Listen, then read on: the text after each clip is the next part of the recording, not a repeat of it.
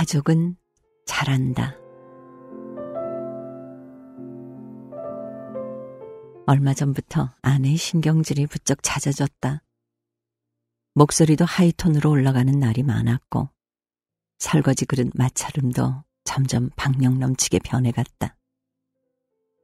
아랫입술이 통째로 윗입술 밑으로 감춰지는 날들도 늘어갔다. 그때마다 나는 생각했다. 도대체 왜 그러는 거지? 이유가 뭐야? 이건 뭐 말을 해야 알지.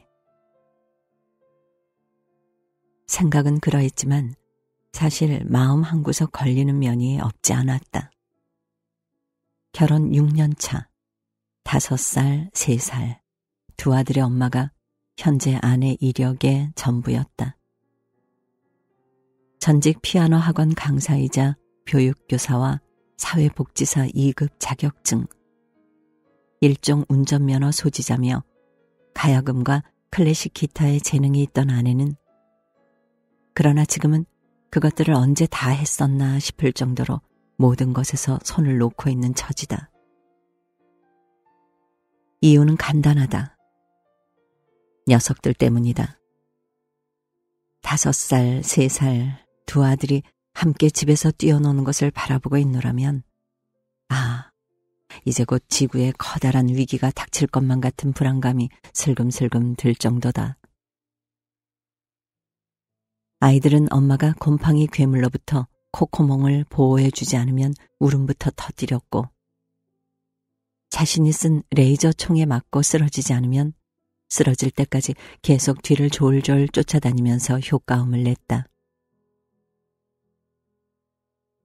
저희들끼리 하루 3차례 이상 싸움을 하고 밥 한 번 먹는데 평균 1시간 이상이 걸리며 방바닥과 벽에 외계인이나 알아볼 법한 암호 체계를 남기는 아이들.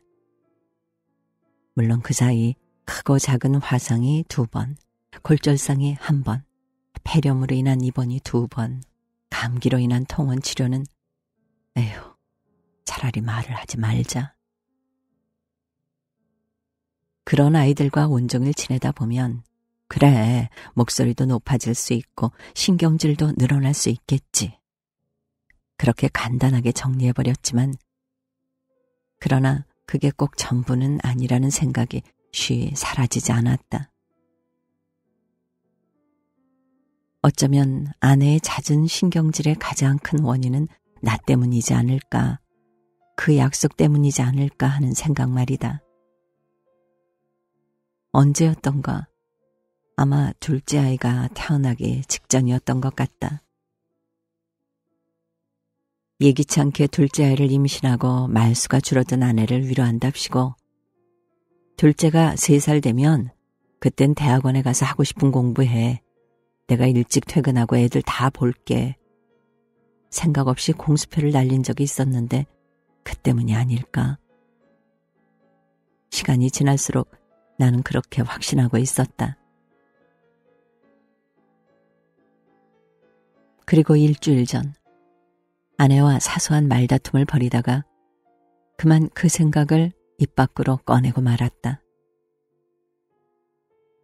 오랜만에 지인들을 만나 자정 무렵까지 술자리를 갖고 들어온 날이었다. 나를 바라보는 아내의 기운이 하도 냉랭해 몇 마디 던진 것이 말다툼으로 이어지고 만 것이다. 당신 그 대학원 때문에 그러는 거야? 나는 술기운을 빌려 일부러 목소리 끝을 높이며 말했다. 아내는 말이 없었다. 그게 상황이 그렇잖아, 상황이. 누군 뭐 일부러 그러는 줄 알아? 나는 그러면서 나도 애쓰고 있다. 당신 고생하는 거 잘 알고 있다. 하지만 요 근래 너무 예민한 거 아니냐. 나도 일찍 집에 들어오고 싶은데 상황이 잘 안 되는 걸 어쩌냐. 오랫동안 주저리 말을 늘어놓았다.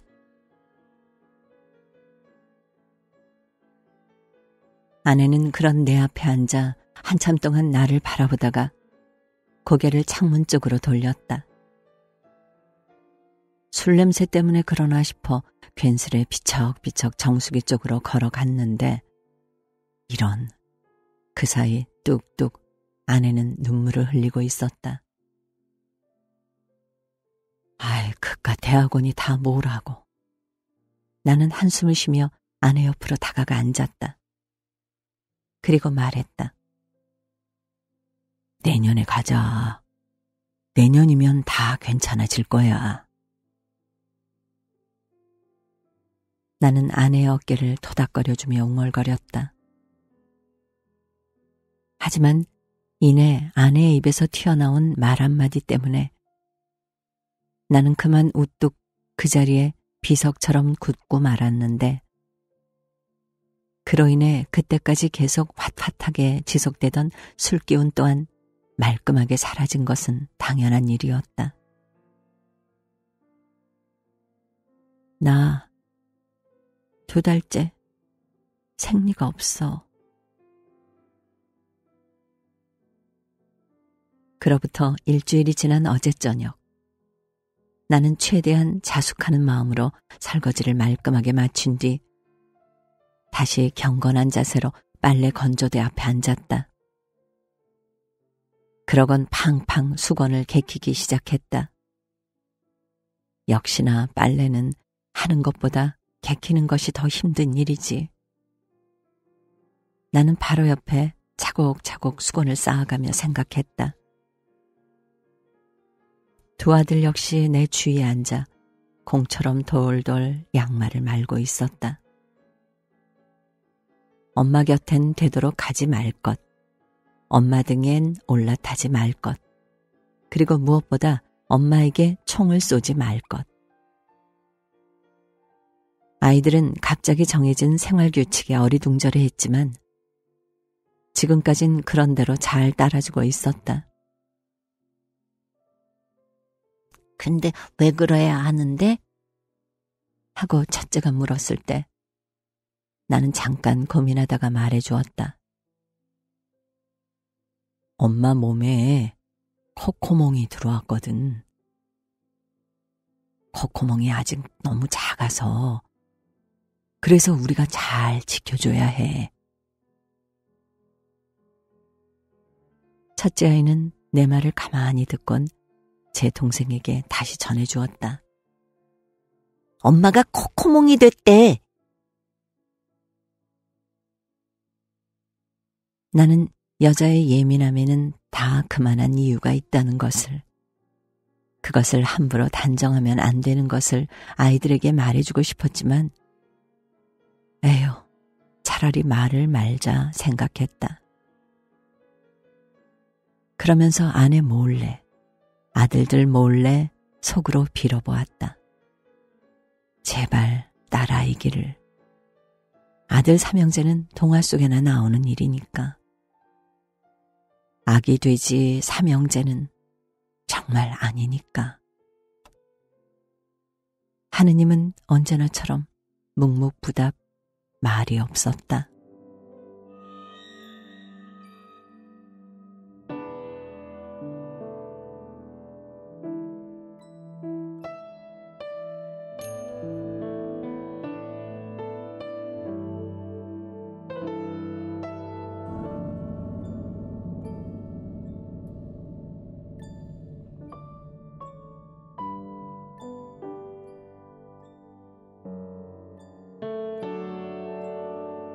여덟 살 차이. 아내와 나는 정확히 8살 차이가 난다. 그래서였을까? 학교의 선후배 사이이자 조교대 학생 관계로 처음 만난 아내는 연애 시절 내내 나에게 깍듯했다. 반말을 한 적도 없었고 큰 소리를 낸 적도 한 번 없었다.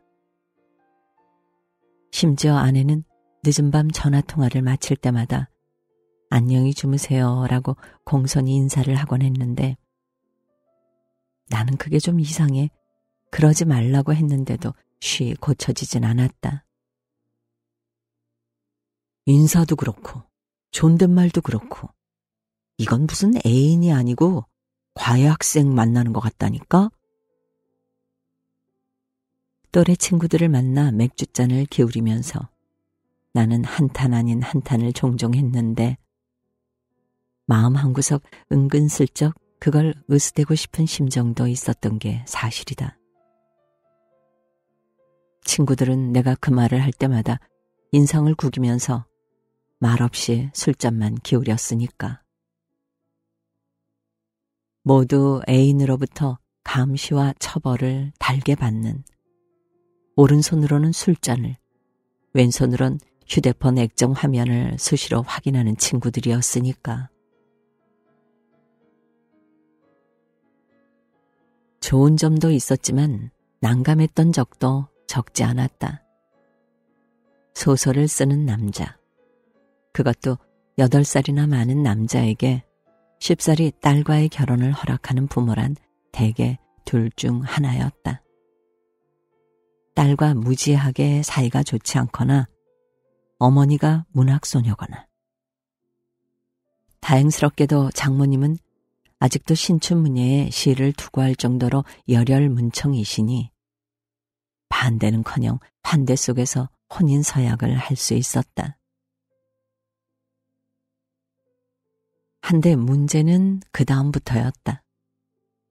처형도 손윗동서도 나보다 5살 아래고 심지어 막내 처이모의 경우는 나와 겨우 1살밖에 차이 나지 않으니 이를 어쩌나. 처가집 식구들과 마주 앉으면 어쩐지 모두 나를 어려워하는 것 같아 헛웃음만 크게 내다가 뒤통수를 극적거리며 작은 방으로 숨어들곤 했다. 언젠가 사위들은 왜 처갓집에만 가면 자도 계속 잠이 올까에 대해서 짧은 논문을 한 편 쓸 작정이다.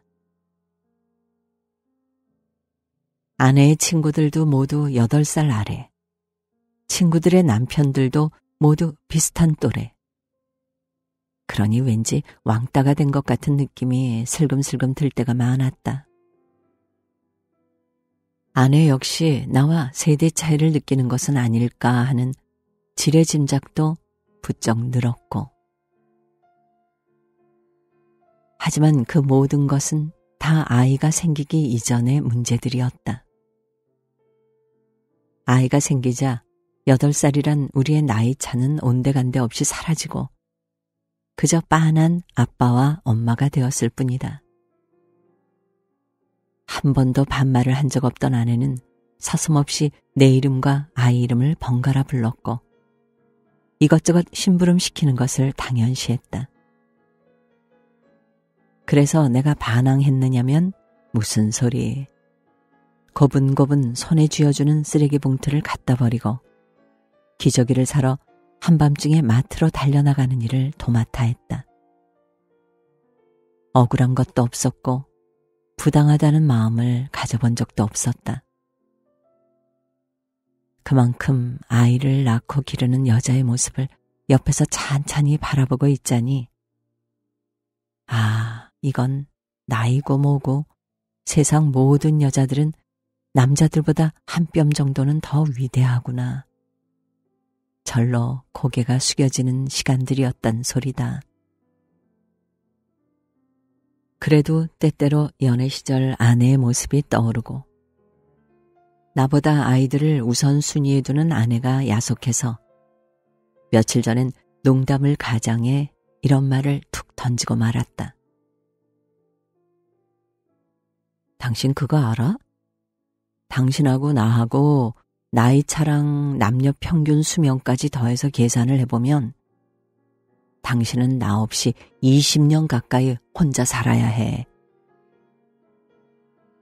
그러니까 내 말의 요지는 있을 때 잘해달라는 말이었다. 헌데 아내는 그 말을 농담으로만 듣지 않은 모양이었다. 대꾸도 안 하고 한동안 마룻바닥만 가만히 내려다보고 있는가 싶더니 어느새 눈주위가 벌겋게 변해버렸다. 이게 아닌데 했지만 이미 늦어버린 뒤였다. 아내는 더듬더듬 내게 말했다. 그거 알아? 그걸 빤히 알면서도 당신하고 결혼한 거야. 그날 밤도 나는 또 한 번 경건한 마음으로 설거지를 하고 방 청소를 했다. 그러면서 나는 생각했다. 이러니 남자들이란 여자들 앞에서 아이가 될 수밖에 없지 않는가? 빤히 알면서도 뚜벅뚜벅 걸어가는 자들이 바로 여자들 아닌가? 그게 바로 사랑의 다른 이름이 아닌가? 나는 내처 욕실 바닥도 박박 락스로 닦았다.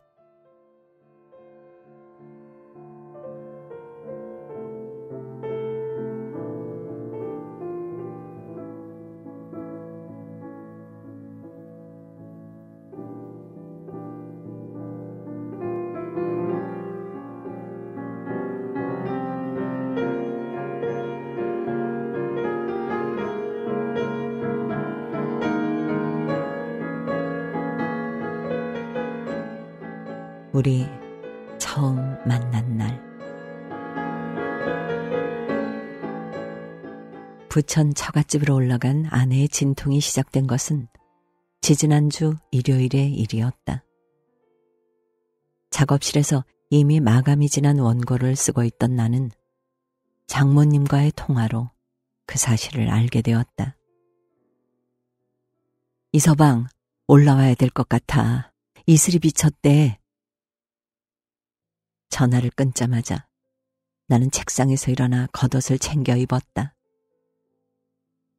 하지만 눈은 계속 전원을 끄지 않은 노트북 화면에 머물러 있었다. 쓰던 소설은 이제 거의 결말 부분에 다다랐고 하룻밤 정도만 더 애를 쓴다면 얼추 마무리를 지을 수도 있을 것 같았다. 개간지에 보내야 하는 마감 시한이 이미 한참 지난 소설이었다. 하지만 어쩌나 이제 곧 아이가 나온다니 그동안 쓴 것이 아쉬웠으나 더는 소설을 핑계로 머뭇거릴 수가 없었다. 소설이야 다음에 또 쓰면 되지. 나는 일부러 심호흡을 크게 한 번 하고 작업실 문 밖으로 나왔다. 사실 첫째 아이 때도 그랬고 둘째 아이 때도 그랬고 나는 아내의 출산을 곁에서 지켜주지 못했다. 첫째 아이 때는 가족분만이라는 걸 하다가 아내보다 내가 더 비명을 질러대는 바람에 밖으로 쫓겨났고 둘째 아이 때는 누군가를 잠깐 만나고 돌아온다는 게 그만 퇴근길 정체에 걸려 타이밍을 놓치고 말았다. 그래서 셋째 아이는 꼭 옆에서 손을 잡아주고 탯줄도 내 손으로 잘라주겠노라 아내 앞에서 몇 번 가슴을 팡팡 쳐대며 약속했던 처지였다. 그러니 그 약속을 위해서라도 올라가는 것이 맞았다. 하지만 내가 터미널로 향하는 택시를 잡기도 전에 아내한테서 전화가 걸려왔다. 지금 어디야? 막 택시 잡으려고. 괜찮아? 택시는 무슨... 소설 다 썼어? 아내는 대뜸 소설부터 물어왔다. 아내는 몇 달 전부터 지금 쓰고 있는 소설 때문에 내가 얼마나 끙끙거렸는지 잘 알고 있는 사람이었다. 그래도 그렇지 지금 소설이 문제인가? 가진통이야, 가진통. 엄마가 괜히 오버한 거라고. 아내는 내일이나 모레쯤이나 돼야 제대로 된 진통이 시작될 거라고 말했다. 그러니 잔말 말고 소설이나 다 마무리하고 올라오라고 했다. 아니, 그래도 그렇지. 내가 말끝을 흐리자 다시 한번 아내가 냉정하게 잘라 말했다. 올라와도 도움도 안 되니까 소설이나 얌전히 써.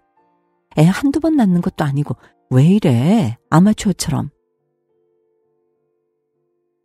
나는 전화를 끊으면서 뭐 이런 여자가 다 있어? 혼잣말로 중얼거렸다. 그러면서 한편 어느새 작가의 아내가 다 되어버린 한 여자를 떠올렸다. 나는 잠깐 차도 앞에서 망설이다가 다시 작업실로 들어가고 말았다. 결국 그날 밤 나는 작업실에 앉아 잡지사에 보낼 소설을 어찌어찌 다 마무리하게 되었다. 그리고 그 시각 아내는 우리 가족의 첫 딸을 낳았다. 소설을 마무리하는 동안 나는 아내가 거짓말을 했다는 것을 직감했지만 그 거짓말 때문에 더더욱 책상에서 떠날 수가 없었다. 원고를 보내고 부랴부랴 부천으로 올라간 나는 입원실에 잠들어 있는 아내와 딸을 가만히 바라만 보았다. 나는 딸보다 아내를 더 오래 바라보았다. 아내의 머리칼은 그때까지도 땀에 젖어 있었다. 왔네? 아내가 잠에서 깨어나 말을 걸었다. 왜 거짓말을 하고 그러냐? 그깟 소설이 다 뭐라고? 나는 짐짓 퉁명스러운 목소리로 말했다. 그러자 아내가 몸을 조금 일으키며 말했다. 다 썼어? 그래, 다 썼다. 이제 됐냐? 그제야 아내는 딸아이 쪽으로 눈길을 돌리며 웃었다. 봐봐, 우리 딸이야. 너무 예쁘지? 나는 아내의 눈길을 쫓아 딸아이를 바라보았다. 딸아이는 아주 작고 머리숱이 많았다. 내가 난생 처음 딸을 만난 순간이었다. 나는 아내를 처음 만났을 때처럼 가슴이 뛰었다.